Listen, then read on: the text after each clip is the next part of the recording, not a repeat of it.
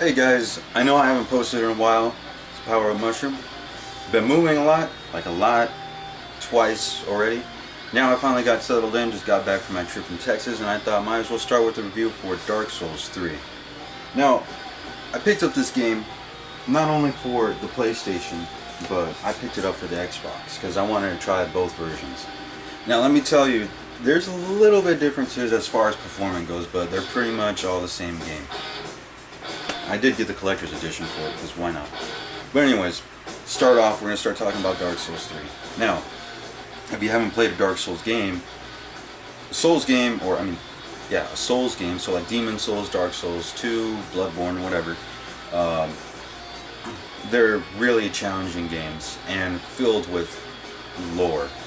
To get into the stories for those games, you really have to dig deep. And let me tell you, stories are really interesting, but not something that basic gamers would go for. They're probably going for the challenge. But anyways, let's get started off with this review. Let me just start off by saying, as soon as you enter Dark Souls, it's a fantastic looking game. As maybe the beginning a little bit, where graphics aren't as great as they are later on, the game looks great. This game is a game that's meant to be enjoyed. You go at your own pace. This is why I didn't put the review out so early when the game came out, because I just went and picked it up, but I played at my own pace. I've beaten it 3 times already. There's multiple endings to the game, which, sorry, I got allergies, is a plus for the game.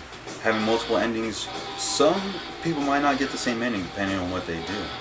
Now, the software gets the tone of this game just right.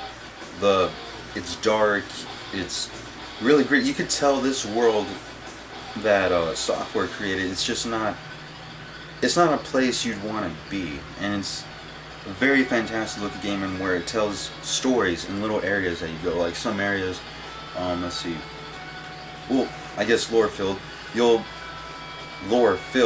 story. You could go in an area and you'll see like chairs set up around this dragon, and you'll start wondering why are these chairs set up, only to find that later on it's actually tied into something else that you might find later on in the game. I'm not going to say anything for those people who want to explore them.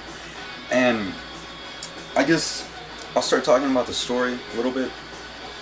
Basically, the basic thing, or the basic story, is that there's these 4 Lords of Cinder, which I guess people that link the flame, if you guys are familiar, it's basically what created the world or whatever. They left their thrones, and your job is to go and get them back. Basically take them down, and you're going to become the next Cinder, and you're going to basically save the world from the apocalypse. Basically what Dark Souls 1 and 2 were like already talking about. But let's see, the story, it has its main plot points. It's, like I said, you really have to dig deep for it, but it's more like you fill in the gaps to what you would believe to happen. So they'll give you something like, let's just say, I don't know, well, it's the main story, for example, just like that, Lords of Cinder left, whatever, but you get to put in the pieces together that they're not giving, like they're giving you clues through item descriptions, and it's really interesting when you start digging deep. But as you're getting the clues, you're kind of putting the story together in your mind, and you fill in the gaps with what you believe to be true. So what would make the most sense to you? So everyone is going to kind of come out with their own story in this game.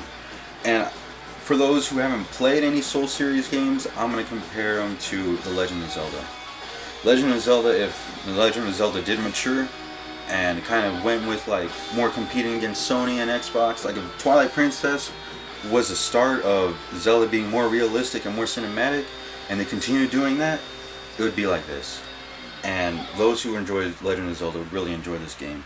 Let's see, the boss fights are some of my favorite boss fights ever.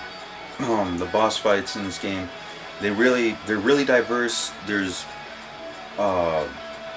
multiple ways to take them down, and now boss fights have like 2 stages where they'll get more powerful in the second stage. There's this one boss fight though that did kind of get me mad, but it was my favorite boss fight. Abyss Watchers, that's what they're called. Basically this guy who'd kind of resurrect 2 other people, and it'd be like a 1-on-3, so you'd want to have people there, like friends, to fight with you, but it's still pretty cool to take them out on your own. Also, enemies this game's a lot more fast paced. The enemies are huge. Like, they have giants walking around this castle. Oh, speaking of castles, hint hint, there might be little references to Dark Souls 1. So those of you who like Dark Souls 1, you're really gonna enjoy this one.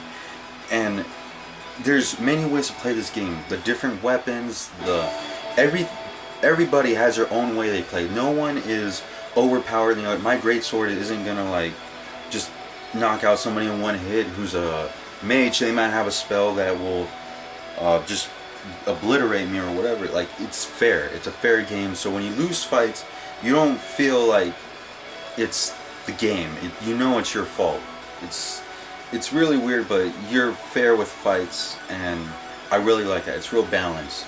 Also, I don't know, I guess there's one fight in this game, a boss fight, that he really did it's a skeleton you saw in the trailer. This is where I had the most problems. The bugs in this game, there were some major issues where they made the game kind of unplayable, where the game would crash, the boss would kind of warp through a wall, or it would just glitch. You couldn't hit him. And for this particular boss, I forgot what his name was, but I think a patch fixed it already. But let me just say that the boss is sorry, the boss was a little ridiculous in the fact that if the smoke touches you, you die, and if you gets you up against the wall, like you're climbing up this steep hill and this giant skeleton's kind of crawling towards you, if you get to the top wall and he gets there, you're dead. So, but other than that, I didn't have really any problems with the game. It ran smoothly. Mostly on the PS4 it ran smoothly and it looked more crisp. The Xbox version, I did see a lot more bugs on it, so it was a little harder to play on the Xbox, but I did enjoy it on both consoles. Either way, because I have friends that I played with.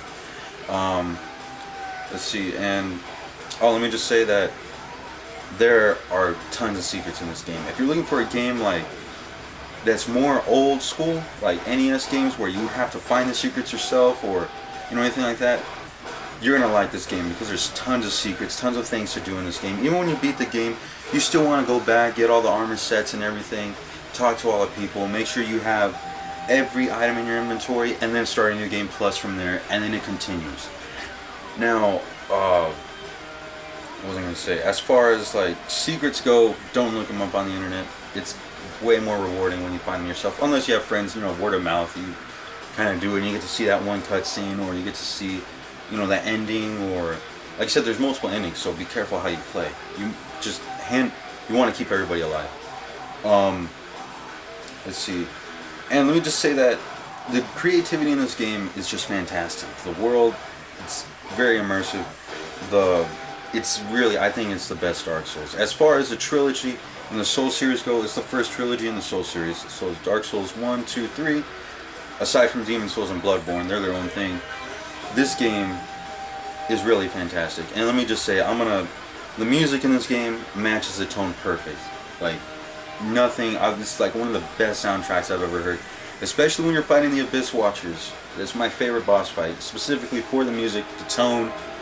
And when you fight that Abyss Watcher fight, you're going to get the tone of this game to where, like, this game, this game is a game where it's just, there's a lot of sadness, it's really grim, it's dark, you might not make it out alive. So, it's a game that's really to be enjoyed. And let me just say, I'm going to go ahead, I'm going to start creating my own ranks for games. I don't know, but Classic is going to be the top one. It's going to be the best. So, I'm going to mark this game as a classic, as a game you must buy. Doesn't matter, full price, you go get it now. If you haven't bought Dark Souls 3 yet, even though this review is a little late, I don't care. I need to get my opinion out there, and you need to buy Dark Souls. It's really one of the best games out there right now. So I give this game a 10 out of 10, and I'm going to mark it as a classic game. So if you haven't picked up Dark Souls, now's your time to go and pick it up, because you're really missing out. For those people who are looking for challenge, if you don't feel like, if you're one of those people that just like first-person shooters or anything, just go ahead and wait for it to go on sale, because I've had a few people that are a little frustrated because they've never played a Souls game, but this game, trust me, you're going to enjoy this game a lot. So, this is the Power Up Mushroom. I'm going to have to create my own thing or something. Anyways, next Friday, another video. No, this Friday, another video. So, Power Up Mushroom, yeah, that's it. So go pick up Dark Souls. Ah.